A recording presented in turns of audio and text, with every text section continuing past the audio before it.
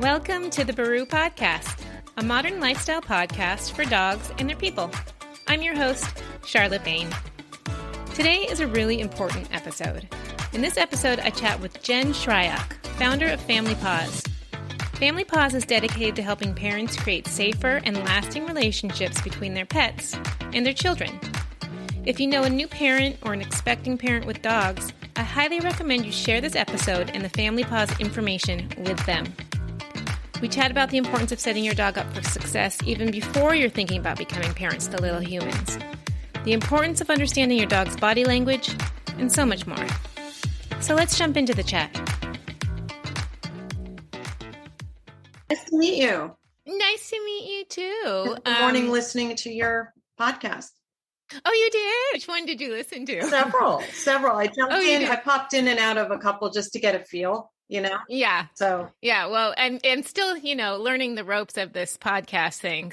Good for you. But it's, I feel like with every episode I I learn to listen a little more and, all the things, but it's fun. So thanks again for taking a moment to chat with me. And, I think what you do is so incredibly valuable. And I first want to jump in and talk about what led you to hone in your skills over the years to really focus in on dedicating your work towards creating a harmonious home with children and pets.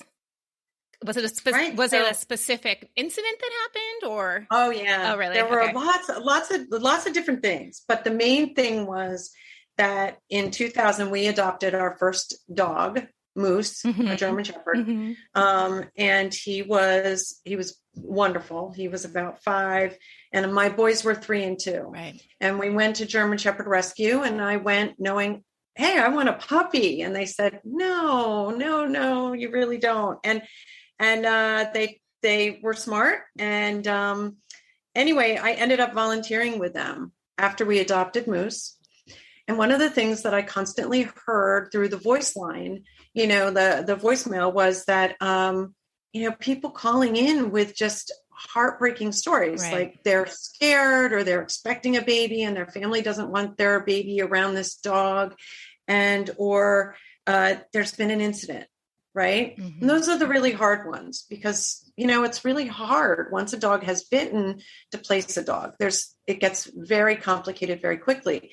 And so, I was a volunteer going into new moms' homes with a welcome baby program.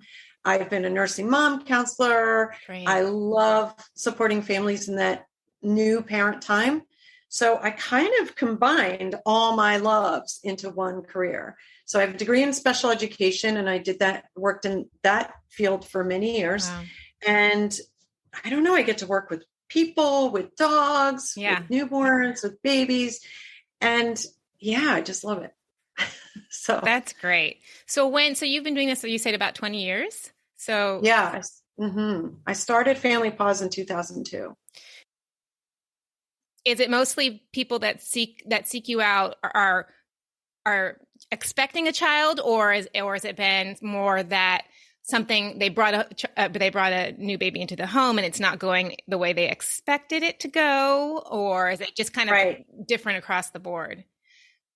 So what we get, the kinds of clients that the people that come to us often are people who are looking for help and support. Right. What we want it to be, however, is people, and what we hope is through awareness and getting it out there that you can do so much more before. And in fact, you need to prepare with your dog for life with baby and for life with toddler. So yes, currently and for the last 20 years, we do hear mostly from people who have concerns, right?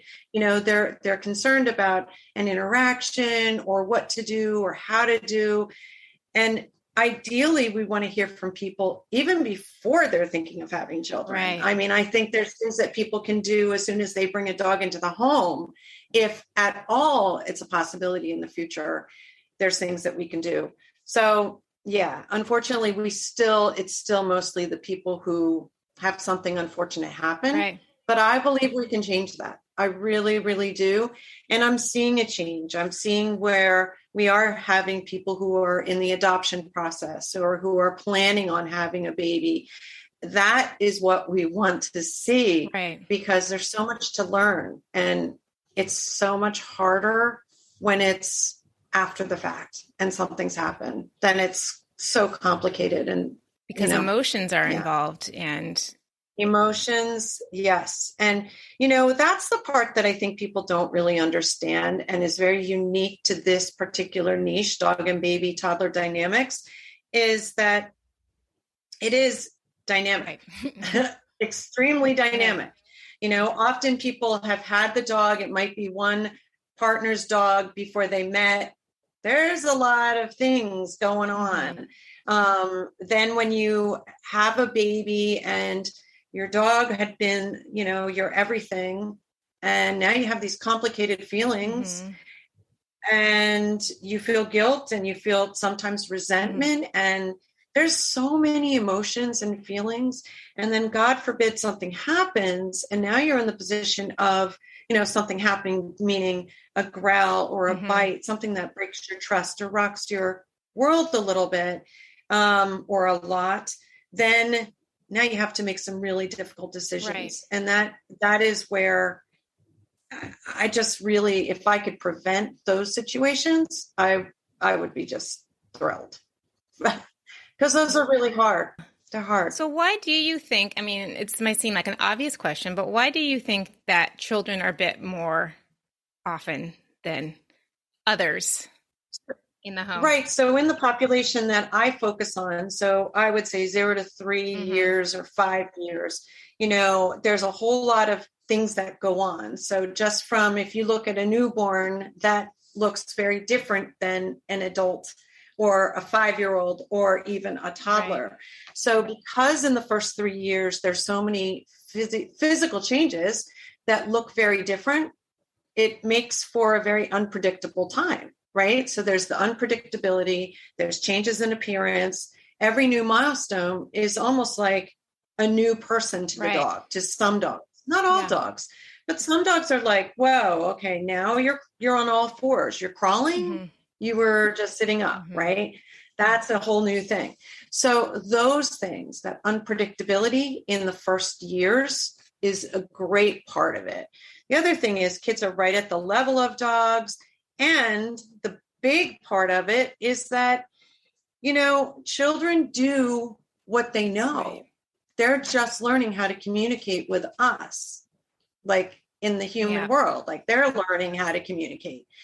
Then you throw in dog and child communication and you get all sorts of miscommunication. So kids want to talk to you, direct frontal eye contact. They want to hug you. They want to reach for you. They want to do all those things. Put their hands in your face, all the things in your mouth. Right? Full body experience in the toddler time. Yeah. So that is really intense for dogs. And it just doesn't often go well. And the problem is that it might go well the first 50 times, but then the dog has built like an association. So they start going, all right, that little one, I don't feel so good about. Right. So now they might have anticipatory anxiety where they start even like, hunkering down when the child enters the room or the child comes down the stairs or they even hear the child. So we want to be really careful. And that's stuff that I believe so strongly we can make a difference with if we are working with families prior to baby and then definitely 3 months postpartum. Because that's where it's up to us to be able to identify that the dog is having those feelings and the dog is showing us in so many different ways that it's not a comfortable situation for them.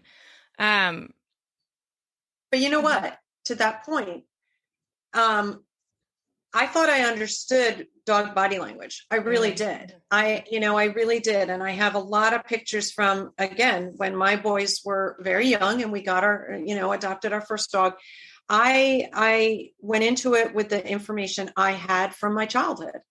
And so that meant training methods, that meant everything. And so much has changed and so much is more known. I had a whole lot of learning to do. And I will say that for those listening, be curious and be open to what your dog is communicating. They're having a whole conversation with us all the time. I think often we're just not receiving it. And we encourage you to continue learning about body language. Dogs communicate using their ears, their eyes, their tail, their muzzle. I always say, gather the clues to solve the puzzle, like be a doggy detective. It's true. They're constantly communicating with us.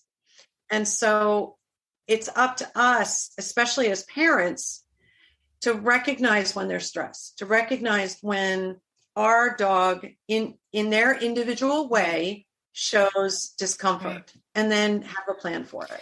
Do you, have you found that there are several ways that a dog shows its discomfort that we might not be able to, that we might find cute or funny or in certain ways, or before we had children, maybe that was, it was it's kind of like the same behavior, but it showed up differently when we had children. And if so, what are some of those things that we think that might be sweet, that is really our dog saying, like, this is a bit of an uncomfortable situation, or I'm unsure of what's happening here?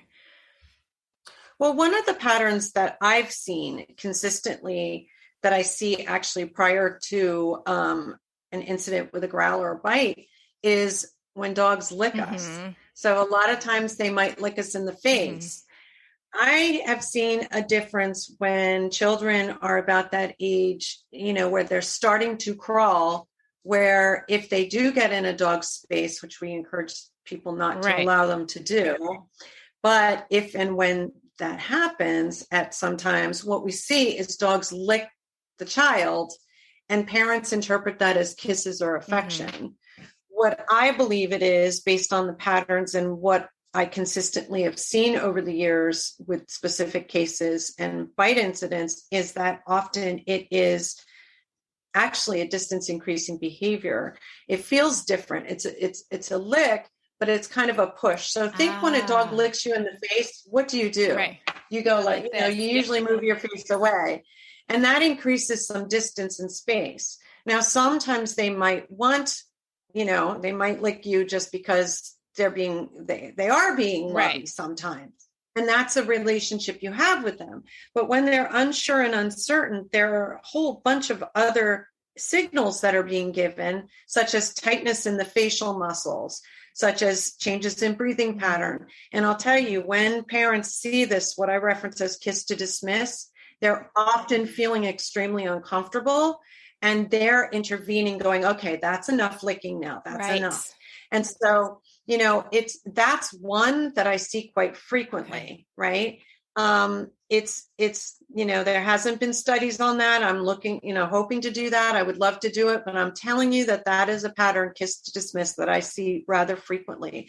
The other one that I think often is misinterpreted is when a dog lays on its back. So this one is very, very common, that people might rub their belly and do all that. And then I'll hear from a parent, I don't understand, he always, they were rubbing his belly. He rolled on his back to get his belly rubbed. People often say their dog is being submissive to their owner, or to their, or to the kid, or, Yes, you're so right. We don't really use that term that much anymore, but yeah. But you're right. That is a term that people use, like they're being submissive, or they're, and I want people to think about, the dog is kind of tapped out, so what happens is, if they're on their back, that is kind of the ultimate, I'd like to be left alone signal. And so what we have to do is, if the dog goes on their back, rub their belly, stop, see if they ask for more. Do they nudge you? Do they snuggle in? Or do they kind of get up, shake off, walk away? But I think the problem is, people tend to, they're on their back and the kids are leaning over them and in their face.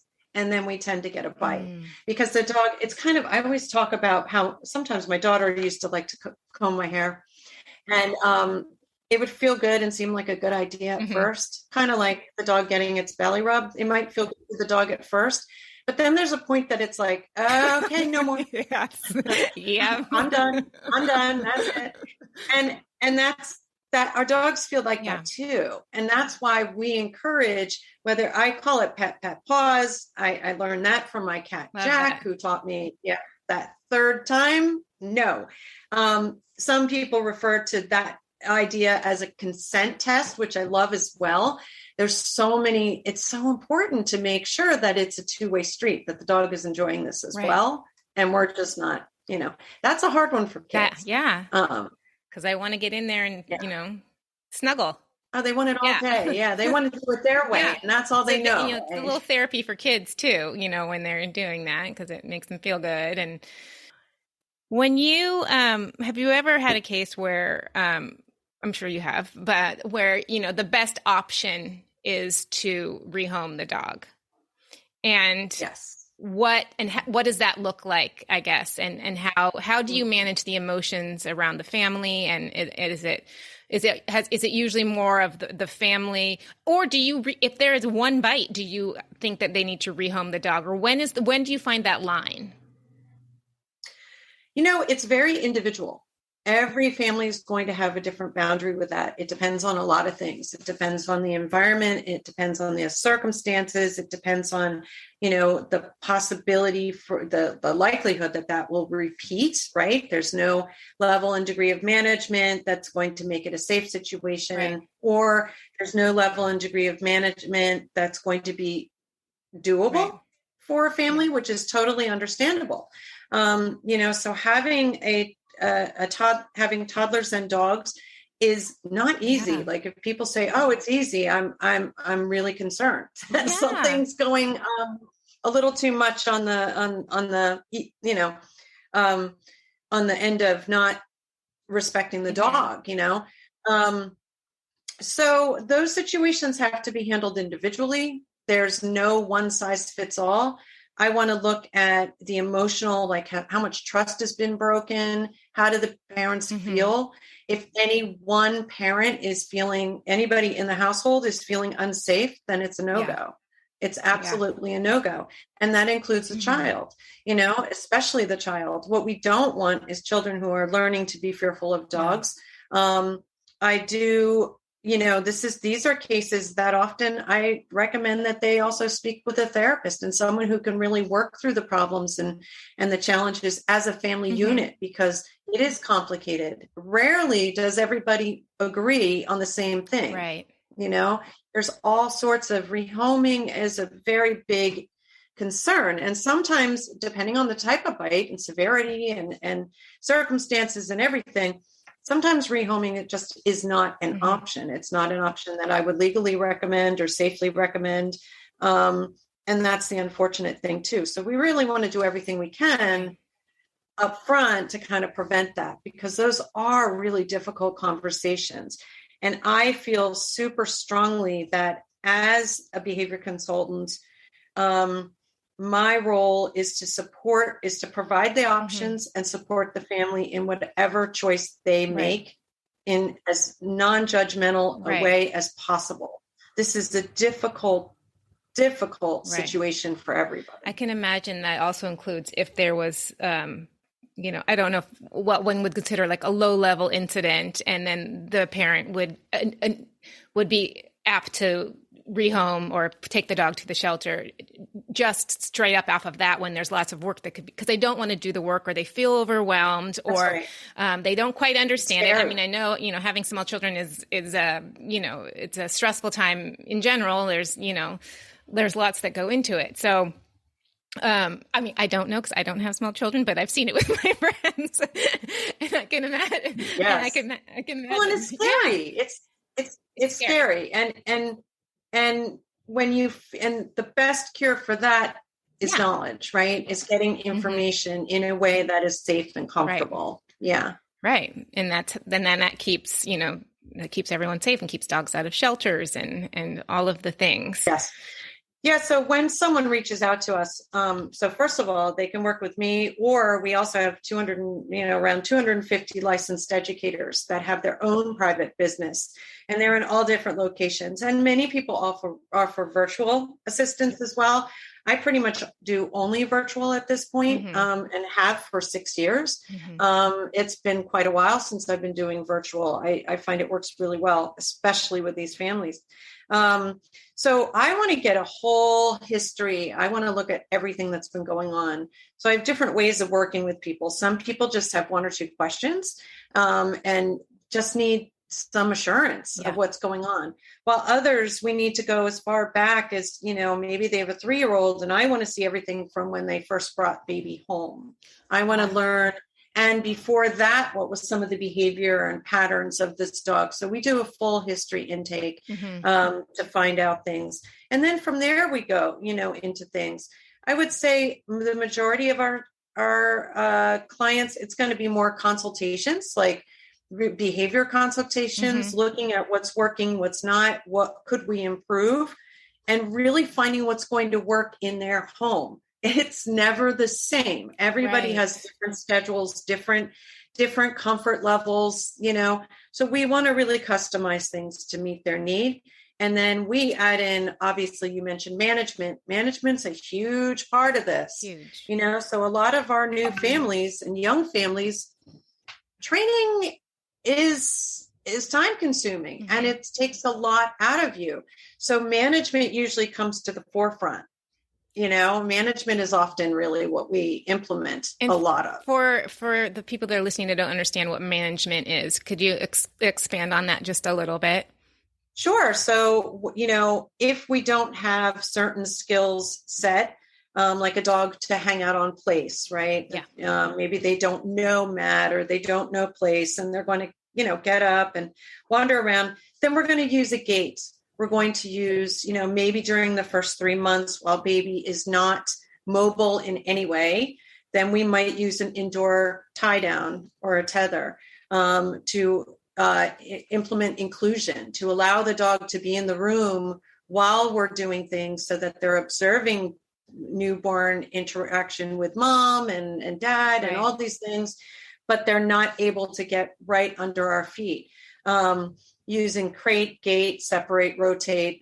Play yards, X pens. I don't know. I have so many creative ways of using that's what we call management, or I refer to it as success stations because I love that. For me, it's a place where our dog is going to succeed.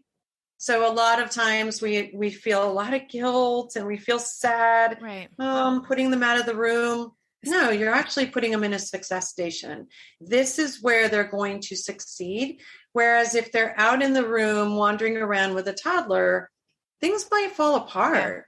Yeah. Nobody may be successful there. So we want to set your dog up in a success station. So with enrichment, I love to use, puzzle toys. I love to use frozen goodies.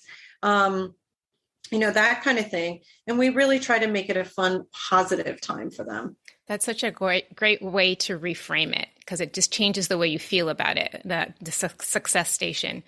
You have to be careful how you say it. I'm just saying. Success. Yes. Don't say that 10 times. Yeah, do not say that. And we'd be talking about something else. A whole different thing. That's a whole different podcast. Yeah.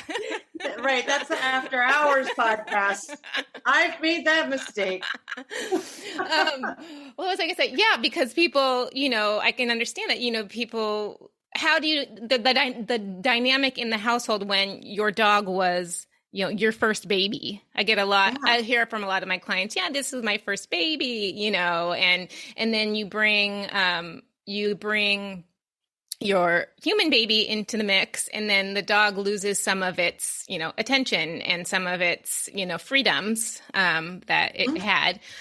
So giving it something else to do that can enrich it and, ease some of that stress and still feel like it's part of the, part of the group, and hopefully if there's nothing else they've done to prepare. Yeah. Honestly, that was one of my questions. They need to prepare with the success stations because the time to practice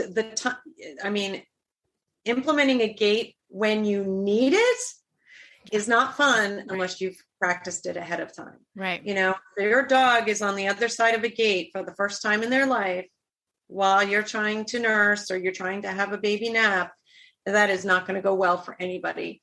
So the more preparation we can do ahead of time, the better. And, some dogs really, even though they do well left in the house alone, they have a lot of freedom, but you put a barrier up with you on the other side of it, that is a very different ballgame. Yeah. Yeah. Because they want to get to hard. you. They want to get to you, especially if they're used to being with you all the time. Right. Absolutely. So that has to be done way before it's needed. Yeah. That is the number one thing that I recommend, like ASAP today. It should be something that, you implement into your basic, dog training, or giving them, that's where like things like crate training come in handy. And there's a lot of, controversy over crate training, but giving your dog a safe space to go that he feels comfortable and happy in while you're in the house, while you're working, especially during the pandemic, things like that became an issue. Oh yeah. That's a good question. What did you see an uptick in dog bites and issues within the home with children and dogs during the pandemic? Yeah. Oh yeah. I think it tripled. There was a study that came out of Denver, where it showed that, it tripled. Yeah. I mean, it was significantly more because, when you're trying to juggle children at home and work and the stress of a pandemic. I can't even imagine. And the stress of the pandemic, right? All of it. It is a lot. And when you factor in the fact that many of these families decided that during the pandemic was it seemed like a really good time to get a new dog. So some of these dogs were unfamiliar to the kids, and familiarity is really important. I mean, it takes a good 90 days, 3 months to really establish familiarity and for a dog to know the ins and outs of the house and the environment and the people, as well as for the people to know the dog. Right. And so really up until then, and, I think a lot of people made the mistake thinking that getting a dog was going to be a playmate or an activity for the child. Right. And then we ran into problems because there was a lot of miscommunication between dog and child. And so that's really unfortunate. It really makes me sad. Yeah. Do you think that's one of the, and you may not have to answer this, one of the reasons that we're just having an uptick in returning to shelters? I mean, I know there's a financial burden, and then now with the recession looming, people are realizing they can't afford to care for their dogs in that way. But and I've mentioned this in my last episode, that it's just the shelters in Los Angeles I'm sure it's happening all over, are overcrowded right now. I mean, it's like everybody's returned their dog, and I think there's a lot of, it is heartbreaking. There's a lot of contributing factors here. I mean, I think there was more impulse purchase and impulse adoption. And I don't think matches what I'm seeing based on my experience and what I'm seeing, from different clients all over the country, is poorly matched dogs with families. Interesting. And that is incredibly heartbreaking, because the family hasn't done anything wrong, and it's not the right match. It just wasn't the right match. So I think that there was more rapid placement, and there was also the challenge of placement with COVID, with the pandemic. Right. So, I'm not pointing fingers where that problem even began, but it is a fact that I'm seeing that. And, now we have adolescent, a lot of puppies were placed. Yeah. And so now we have adolescent, that's always fun on a good day. Right. But now when you have dogs that haven't necessarily been socialized and, and again, who might not have been placed properly, or in the best situation, it can be complicated. So it's not so easy. It's not, no, it's a delicate balance. So when you say, not the right match, for, someone who's, looking for a dog or doesn't quite understand what that means, because a lot of people will, see a dog, they think it's cute or whatever. And, or like, it's a golden retriever. So why not? Why can't I have that dog? Yeah. What is that? Yeah. What exactly does that mean? I think it's really important to realize that dogs are very individual. Yeah. And yes, there are breed traits and tendencies that everybody should be familiar with. If you haven't read the book, Meet Your Dog, please get it, read it. Kim Brophy. Yep. Brophy. And I have it right here, in fact. And Right. I would she's say, amazing. yeah. And, learn about the different characteristics and traits genetically that are part of who this dog is, and see if that's the right fit for what you're looking for. But then within that breed, there's going to be the individualness, Funny, I grew up loving German Shepherds. Mm-hmm. Okay. I love a German Shepherd. Yeah. I seriously, I have a puppet I have all my stuffed German Shepherd dogs from when I was, really little and used to play school with them. And now my kids have loved them. They're very loved. And I did not have a clue really what the temperament of a German Shepherd was, because I grew up with Golden Retrievers and Cavaliers. Yeah. So when I got my first German Shepherd, I was like, wait, what? You don't wag your tail? Like, you don't just... You're always a little suspicious. Yeah. Yeah. You're always really looking at something and you're ball crazy. Oh my gosh. I had a lot to learn. And, so when we go by looks, I have learned that the looks thing is really the biggest fail, right? Yeah. We need to go by temperament. And I think that's one of the things that being able to observe puppies, being able to observe a dog in a foster home, being able to observe multiple times, getting that chance. And I think that's really difficult when people are adopting. They don't get that chance. It's kind of one and done, come meet the dog and out the door. That can make it really difficult. Because you don't get to get a feel for how that dog is going to be with your lifestyle, right? And dogs, they need time to warm up and really kind of, the honeymoon period. So knowing what energy level you're looking at, what traits you're going for, all those things are things that are super important, really important over looks. I'm going to say, hopefully they're really cute too, but I promise you, you'll fall in love with the right dog. You know what I mean? But a really cute dog can be really annoying, and that cuteness wears off. And they can also bite. Yeah. Yeah. Don't go on looks alone. Go on temperament, go on what it is, traits you're looking for, energy you're looking for. Border collies in homes with young children can, first of all, they have a lot of needs and a lot of energy. Yeah. You got to find the right match, right fit for you. That kind of goes in alignment with my question, which are there dogs that are better suited for children? Or is that kind of a myth? I mean, one will always say, like, I am getting a kid. As I said before, it's a safe bet to get a golden retriever. Nothing can happen. It's a golden retriever. And you see where I'm going with that a little bit. Yeah. So, because I think there's a lot of misinformation around that, you take. I tend to go with look at the breed characteristics and traits, and then the individual. I mean, I myself have had Shepherds, Husky, Pitties, Goldens, Cavaliers, and, a wide range in my own house with 4 kids. And cats. You've got cats too. 5 cats. Yes, I have 5 felines and 2 guinea pigs back here. Oh my goodness. Who I thought they were going to chime in. I was trying to figure out what that was back there. Yeah. Guinea pigs. Yeah. And I think they all have, again, it's individual, just like, I'm not one who likes to say broadly, but I really like to look at the individual, and learning and use the rest of it as a guide. Yeah. But look at the individual dog in front of me. And then it also obviously comes right down to understanding body language, that even if your golden retriever may even be, and I'm sorry to only use a golden retriever, but that seems to be the go-to, might be giving you. Throw in doodle, you can all the things. Might be giving you signs that it's an uncomfortable situation with your child, so.